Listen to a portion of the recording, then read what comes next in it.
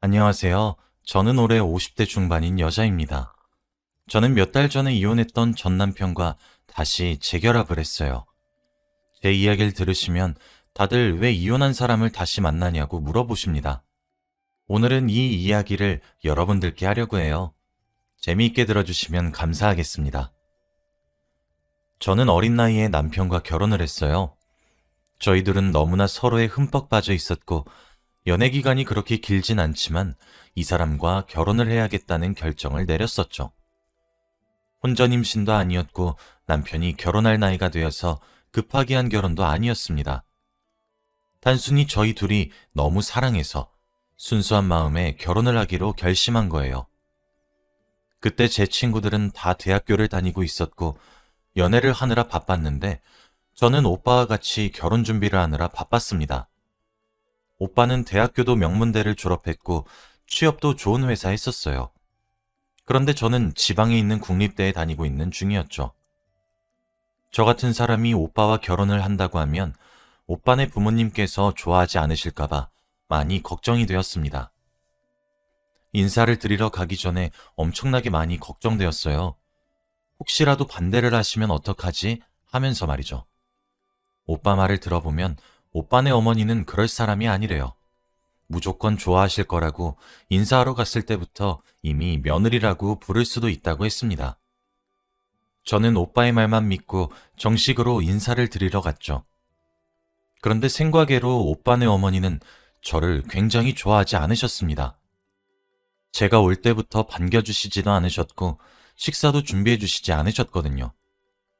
저와 오빠는 많이 당황하긴 했지만 그래도 꼭 밥을 먹어야 하는 건 아니니까 간단히 앉아서 이야기만 하고 가려고 했죠. 그런데 어머니는 저와 이야기를 나누기 싫어하시는 것처럼 보였습니다. 나이가 그렇게 어린데 왜 굳이 우리 아들이랑 결혼을 하려고 하는 거니? 내가 우리 남편 하늘나라로 가고 갓난애기였던 우리 아들을 혼자서 어떻게 키운 줄 아니? 우리 때는 여자 혼자서 아들 하나 키우는 게 얼마나 힘들었는데. 난 우리 아들 이렇게 번듯하게 자란 것만으로도 너무 자랑스럽다, 얘. 근데 넌 지금 대학생이라며? 그리고 학교도 지방이고. 근데 우리 아들이랑 결혼을 하겠다고? 도대체 우리 아들 된 꼴을 얼마나 빼먹겠다는 거야? 어머니는 말씀을 하시다가 화를 주체하지 못하셨고, 저는 한순간에 혼나는 입장이 되고 말았습니다. 저도 모르게 죄인이 된 기분이었고, 오빠는 어머니를 말리고 계셨죠. 저는 그때부터 오빠와의 결혼은 못할 것이라고 생각했어요. 상황이 대충 정리되고 오빠가 잠시 화장실을 다녀오겠다고 했습니다. 그리고 거실에는 저와 어머니만 남겨져 있었죠. 땅바닥만 바라보고 있던 저에게 어머니는 에휴, 우리 아들이 왜 너 같은 게 좋다고 하는지 하여간 나 닮아서 착하다니까 이라고 하더라고요. 어머니가 하신 말씀을 듣고 솔직히 화가 조금 나고 억울했어요. 제가 무슨 잘못을 그렇게 크게 지었다고 그렇게 막말을 하실까요? 저도 집에서 귀한 딸이고 자식인데 이렇게 하대당하는 게 너무 억울했습니다. 오빠가 화장실에서 나왔고 저희는 집에서 나왔어요. 오빠는 저에게 사과를 연신했습니다. 미안해. 엄마가 원래 이런 사람이 아닌데 내가 여자를 소개시켜드린 게 처음이라서 그런 걸 거야. 내가 정말 미안해. 오빠, 괜찮아. 우리 결혼 그냥 없던 일로 하자. 오빠는 제 얘기를 듣고 깜짝 놀라했고 저는 담담하게 받아들였어요. 결혼을 하고 저런 시어머니와 산다면 정말 힘들 것 같더라고요. 오빠의 어머니는 외동아들을 남편 없이 홀로 키우신 거에 대해 자부심이 너무 강하셨어요. 저는 제 주제를 파악했고 오빠와 연애만 하던지 아니면 관계를 끝내려고 했습니다. 그런데 오빠가 저한테 매달렸어요. 제가 결혼을 안 할 생각을 하니까 자기한테 기회를 달라고 하면서 말이죠. 결혼하면 절대 자기 어머니 안 보고 살아도 되니까 결혼해주면 안 되냐고 했습니다. 세상에 여자는 저밖에 없다고 하면서 말이죠. 저도 오빠가 싫어서 결혼을 하지 않겠다고 결정한 게 아니에요. 어머니가 저에게 하셨던 말들이 너무 충격적이고 상처가 되어서 그렇게 정한 거죠. 그런데 오빠가 먼저 시어머니를 보고 살지 않아도 괜찮다는 말을 해주어서 조금 흔들렸습니다. 결국 오빠의 몇 개월간의 끈질긴 설득 끝에 우리는 시어머니의 반대를 뚫고 결혼을 하기로 했죠. 당연히 저희의 결혼 소식을 듣고 노발대발하셨습니다. 어른 말을 아주 우습게 한다고 말이죠. 저를 절대로 평생 며느리로 인정 안 하시겠다고 선언하셨습니다. 그래도 저는 상관없었어요. 오빠만 있었으면 됐었거든요. 저는 20대 초반에 20대 후반인 오빠와 결혼을 하게 되었습니다. 오빠는 저한테 자신과 결혼해줘서 고맙다며 제가 하고 싶은 결혼식을 올리라고 했어요. 비용은 신경 쓰지 말고요. 저는 주위에 정말 가까운 사람들만 초대해서 작게 결혼식을 올리고 싶었고, 오빠는 정말 그렇게 해주었어요. 웨딩드레스도 제가 입고 싶은 것을 입었죠. 그런데 다 예쁘다고 마음에 든다고 했는데 딱 한 사람만 심술을 부렸습니다. 바로 시어머니죠. 웨딩드레스가 너무 파였다. 왜 결혼식을 작게 올리냐. 너 돈 없어서 그런 거 아니냐 등등 막말만 뱉으셨거든요. 그런데 시간이 지날수록 조금씩 단련된 것 같아요. 한 귀로 듣고 한 귀로 흘리는 방법을 터득했거든요. 아무튼 저와 오빠는 결혼식을 만족스럽게 올렸고 신혼여행을 갔다 온 후 진정한 결혼 생활을 시작했습니다. 오빠는 저를 생각해서 조금 더 대출을 많이 받아서 집을 구했어요. 제가 시어머니와 같이 산다면 힘들어할 것을 알았나 봐요. 저는 너무 감동받았지만 시어머니는 당연히 싫어하셨죠. 저한테 아들을 뺏어간 계집애라고 했습니다. 그렇게 저는 시어머니 집에 자주 왕래하지 않았고 행복한 결혼 생활을 보냈어요. 역시 신혼생활이 제일 행복했습니다. 그런데 이 행복도 얼마 가지 못했어요. 시어머니는 혼자 집에 계시는 게 적적하셨는지 틈만 나면 저희 신혼집으로 오셨거든요. 새벽부터 오셔가지고 제가 남편 아침밥 차리는 것을 감시하셨고 저녁까지 계셨다가 저녁밥을 뭘 차리는지도 확인하셨죠. 그리고 남편이 퇴근하기 전에 잽싸게 집으로 돌아갔습니다. 남편은 아침밥을 먹을 때만 어머니가 집에 계시는 줄 알겠지만 어머니는 남편이 출근하고 제가 집안일을 하는 것도 지켜보셨고 저녁 준비를 하는 것도 지켜보시다가 상을 다 차리고 남편을 기다릴 때 집으로 돌아가셨습니다. 그래서 남편은 시어머니가 아침에만 집에 잠깐 오시는 줄 알죠. 제가 이 사실을 남편한테 말하면 상황이 커질 것 같아서 차마 말을 못했습니다. 그리고 어머니가 당연히 감시를 하면서 아무 말도 안 하실 리가 없죠. 뭐 하나 조금이라도 잘못하면 구박을 하셨습니다. 너 집에서 이렇게 배웠니? 가정교육을 도대체 어떻게 배웠길래 이래? 이렇게 만든 음식을 우리 귀한 아들 입에 넣는다고? 옆에서 쏘아붙이시면서 말을 하니까 너무 스트레스를 받더군요. 제가 알아서 한다고 해도 어머니는 아랑곳하지 않으셨습니다. 남편은 제가 해준 음식 맛있다고 잘만 먹는데 말이죠. 하지만 시어머니의 괴롭힘은 이걸로 끝이 아닙니다. 시어머니는 저한테 쓴소리를 한 번도 안 한 적이 없으세요. 그런데 말로만 하면 몰라요. 손까지 올라가셨습니다. 제가 마음에 들지 않는 행동을 하면 저를 찰싹찰싹 때리셨죠. 제가 아침밥을 먹고 점심 먹기 전에 집안일을 한다고 청소기를 돌리고 이제 걸레질을 하려고 했어요. 그런데 요즘 시대가 좋아져서 편하게 걸레질을 할 수 있는 기계가 있거든요. 저희 집도 남편이 사줘서 그걸 쓰려고 했습니다.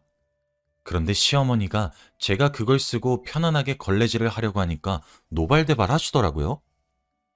어머머, 너 지금 뭐 하는 거니? 우리 때는 그런 거 안 쓰고 걸레질 했어. 당장 그거 넣어놓지 못해?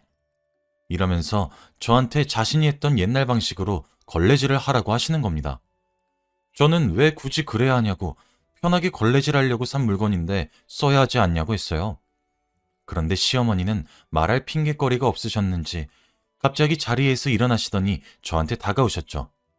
그러면서 자신의 손을 제 등 어깨 머리에 한 대씩 찰싹찰싹 때리시면서 어디서 어른이 말하는데 말대꾸를 해? 라고 하셨습니다.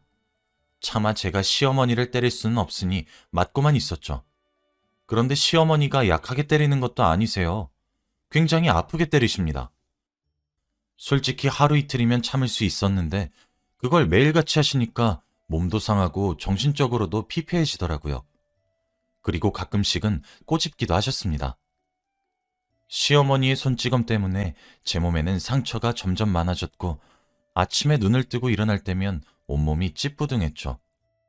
어느 날 시어머니가 꼬집어서 멍이 크게 들었어요. 그 멍을 보고 남편이 심각하게 물어보는 겁니다.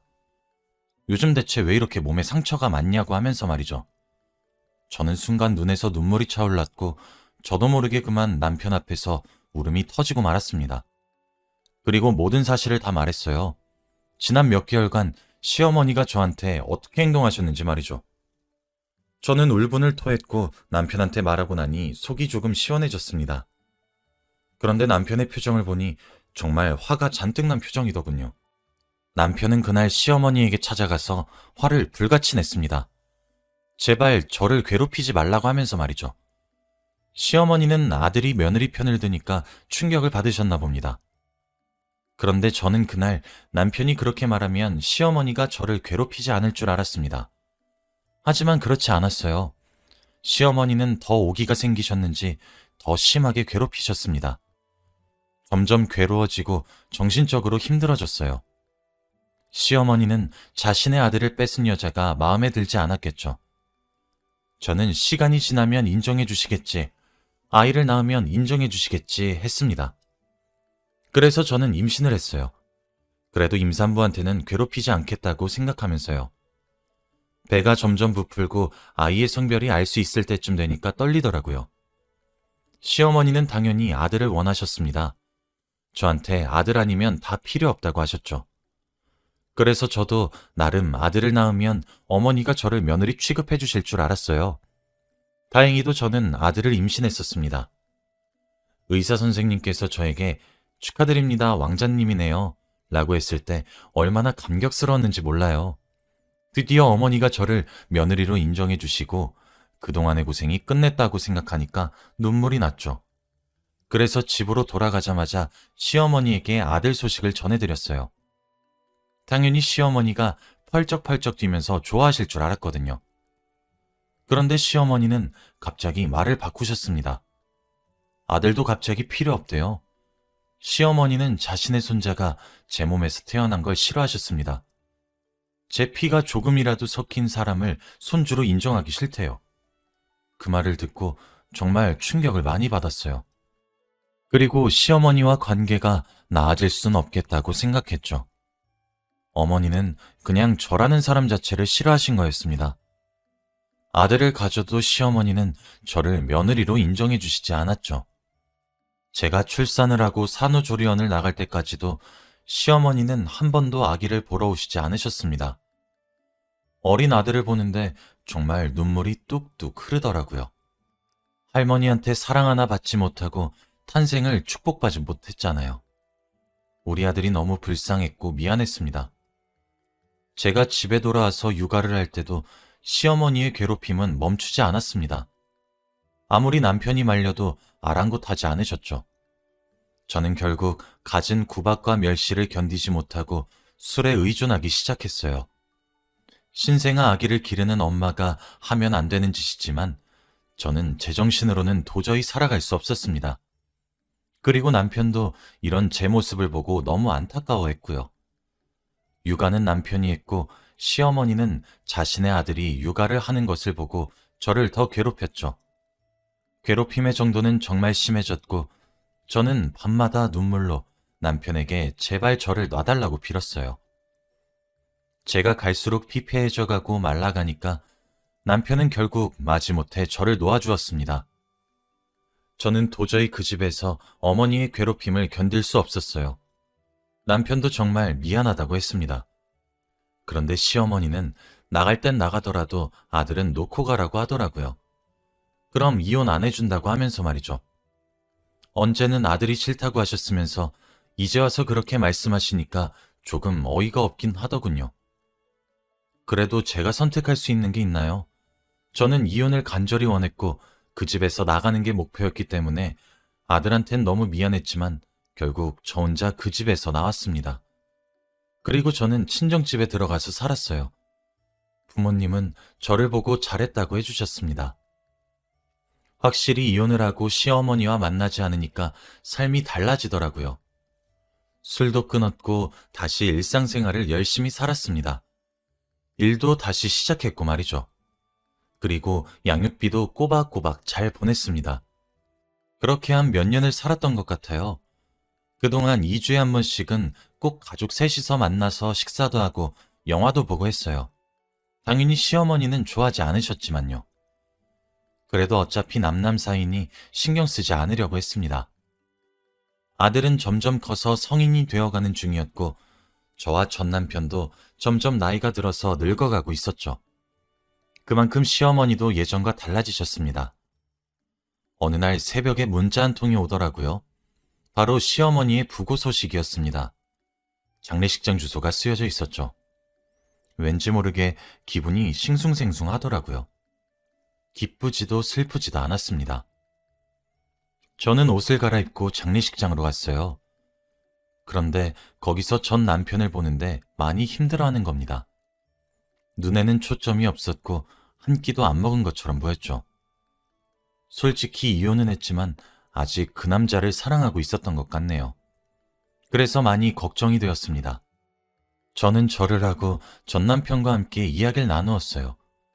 그리고 밥도 먹이고 힘내라고 했습니다. 저는 집으로 돌아가서 과거의 일을 떠올렸어요. 저를 심하게 괴롭히던 시어머니가 갑자기 돌아가셨다고 하니까 안 믿겼거든요. 그리고 저는 금방 일상생활로 돌아올 수 있었습니다. 전 남편이 걱정되긴 했는데 이미 끝난 사이이고 연락을 하는 건 선 넘는 행동인 것 같아서 하지 않고 있었어요. 그런데 며칠 뒤 전 남편에게서 전화가 오더라고요. 잠깐 만나자고 하면서 말이죠. 그렇게 저와 전 남편은 저희 집 근처 놀이터에서 만나 이야기를 나누었습니다. 그런데 전 남편이 하는 말을 듣고 많이 놀랐어요. 그 사람이 저한테 다시 재결합을 하자고 했거든요. 이제 저 괴롭히는 시어머니도 없으니 다시 합치자고 하는데 솔직히 기분이 좋았습니다. 저는 아직 그 사람을 많이 좋아하고 있었거든요. 남편도 아직 저를 잊지 못했다고 했습니다.